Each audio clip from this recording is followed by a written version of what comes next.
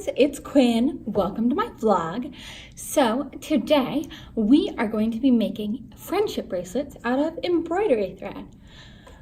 We are going to be doing a braided method that I call the Tri-Braid or braidception, where you make 3 small braids and then braid them all together to get a more complex pattern that doesn't require knot tying but rather just braiding abilities. I really have always liked making embroidery thread bracelets, but struggled with a lot of the knotted patterns when I was younger. But I learned how to braid when I was like 8, and I actually learned to braid on embroidery thread making friendship bracelets. And so for a while, the only types of bracelets I could make were the braided ones. And then I developed this pattern of braiding the 3 braids together, which looks really cool and complicated, even though for me it was simple as someone who had really good braiding abilities. And it, kind of made me feel more equal to some of my friends who were able to do really complex knot tying patterns, because I could still make something that looked really cool, even though it was just braids. And then I actually did try out braiding in my hair for a little bit. There was a phase in like 6th grade where I had a small braid of 3 braids that I wore every day. It was wild. So that's kind of where this pattern came from and why we're doing it. So let's get started. So in terms of supplies, to make these bracelets, you need 3 different colors of embroidery thread, which you can find at like any craft store or fabric store. You need a pair of scissors to cut the embroidery thread to the proper length. And then you need some way to kind of fasten the bracelet in place as you work on it. So I've seen some people tape the embroidery thread to the table and work on it that way, though I always had trouble pulling it free. So I have a water bottle. Since it's a lighter plastic water bottle, it's actually full, so it has some weight to it. And I'll be tying my bracelet in progress around the loop here so that I can have something to resist against. Another thing you could always do, and what I did when I was little, if you're making bracelets for yourself, you can actually hold the knot in between your teeth and braid kind of downwards from your mouth. Though that's not the most sanitary thing if you're making anything that anyone else might ever wear. So the first thing you have to do is cut your string. And so once you have the length, you're gonna take 3 of these, so you're gonna end up with 9 strings in the end. And one thing to kind of keep in mind when figuring out how long it is because you're gonna braid it that many times, the length is really going to increase, and you kind of want extra.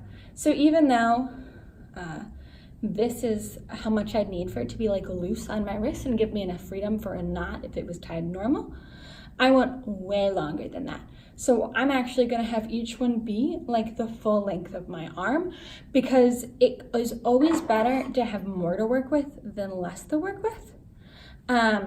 And then you're gonna wanna cut all of them to be the same length, which again is way longer than you really would think you need, because you wanna have a lot of extra. It's normal with bracelets to cut ends at the end, whereas if you don't have enough, it's really hard to tie off final knots.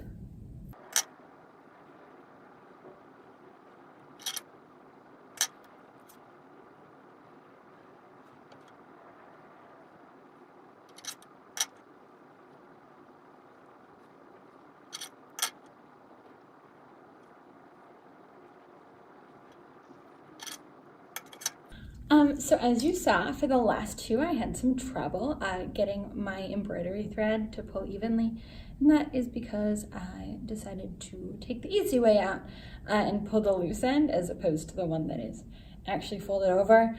So one thing that you can do to just make your life easier is actually unfold, and it'll keep your embroidery thread from tangling as you try and count out your lengths.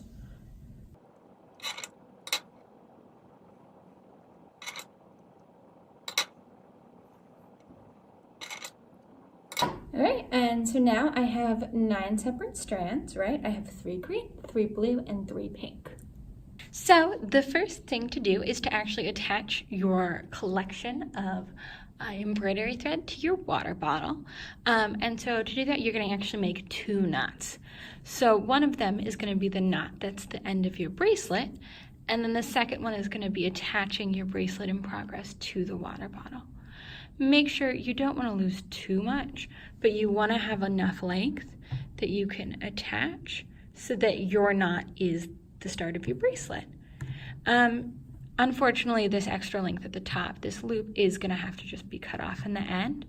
But if you have like a carabiner, for example, you can actually use the carabiner as opposed to losing thread the way we are.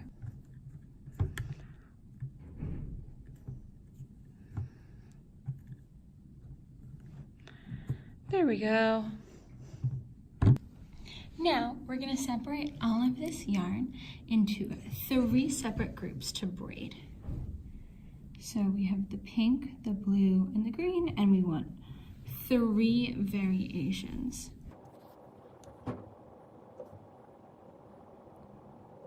Ooh. And each of these is going to get braided.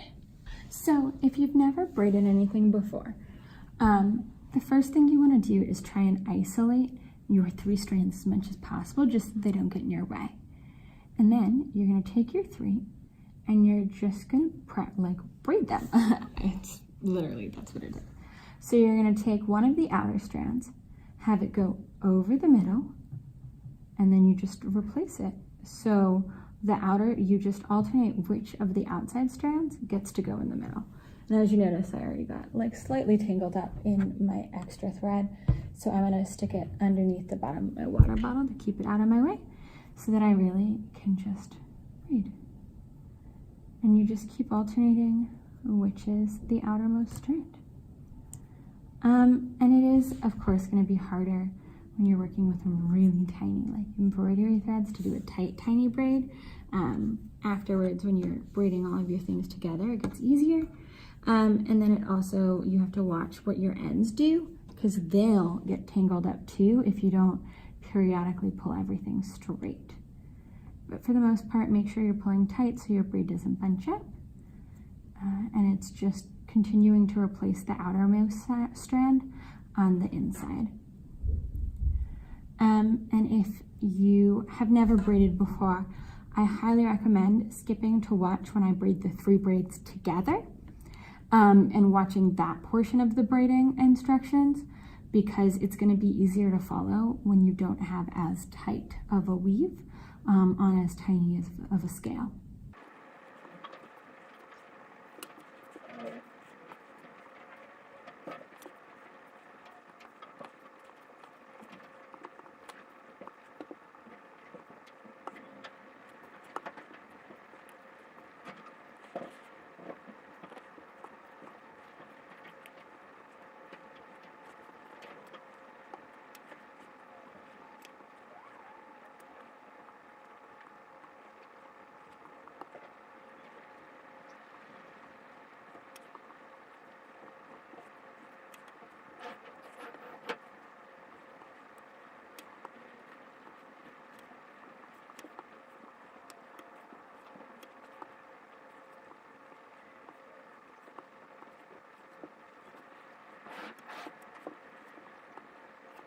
In terms of the final length, it's always better to err a little bit on the longer side as opposed to the shorter side, because you can always trim the end, but it's a lot harder if you're short.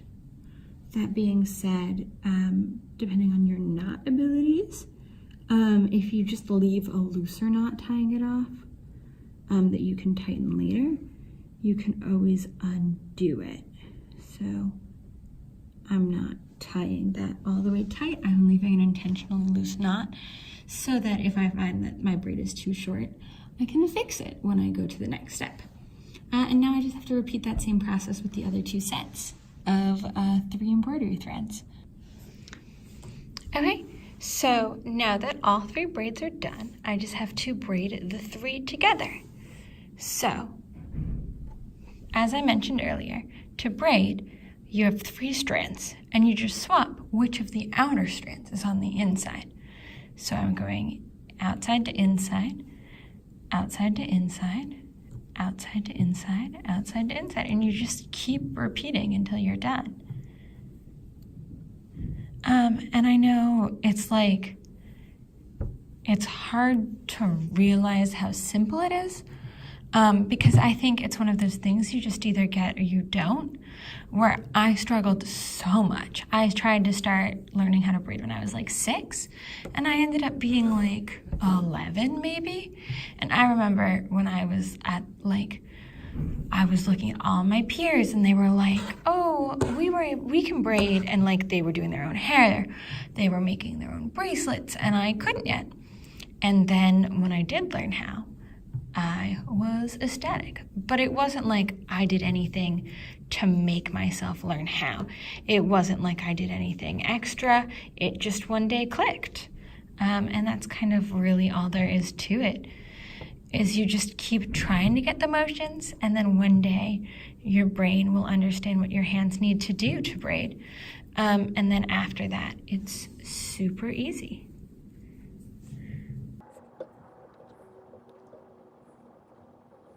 And if you don't work to keep your ends from tangling up, they will tangle.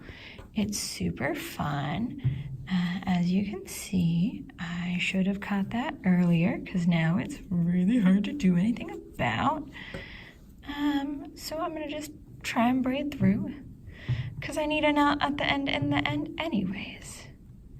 But best practice is to try and keep your ends from tangling with each other, because the thing is, if you don't pull them free, as you move this up here, you move the parts at the bottom too, and they don't always work out, as you can see by the massive tangle I'm trying to work around. And you can see, you can notice it is almost like I'm braiding the bottom at the same time that I'm braiding the top, because I'm not pulling those ends free. Just at this point, for me to try and completely fix this knot, because of the level of tangle that is at parts, I'd actually lose control of my bracelet. So I'm going to try and power through instead.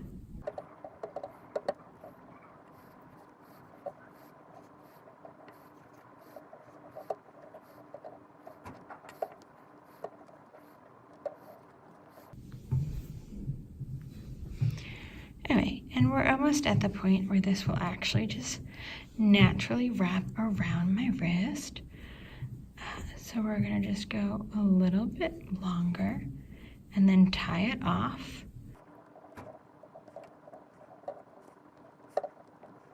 Yeah, and in terms of tying off, your knot of choice works fine. Just make sure that those strands are getting tied tightly enough that they're going to stay together. And if you did not mess up like I did, you won't have that nasty knot to work around. But you just want to pull nice and tight to keep them from falling apart, and make sure you can go knot to knot. And if you're at that point, you can go ahead and cut off your ends and then tie off your bracelet. So I'm gonna go ahead and cut off the ends over here. So to that, I'm literally just cutting loose on this end of the knot. And just know that any ends of the braids past that point, if they're not tied off, will come undone. And then I'm gonna see, I can actually pull that free, so I have more string to work with on this end. And then in terms of how to turn it into a real bracelet, you're gonna just take these two ends together and tie them, and then tie a knot that way. I'm actually not going to do this step because this bracelet might not be for me. I don't know who it's for yet, and so I don't want to tie it on my wrist and make it the wrong size. But all in all, that is how you make the Tri-Braid friendship bracelet. And as you can see, it looks really cool. It's just 3 braids braided together. Yeah, so I hope you try this out. I hope you make these for all of your friends. And thanks for watching.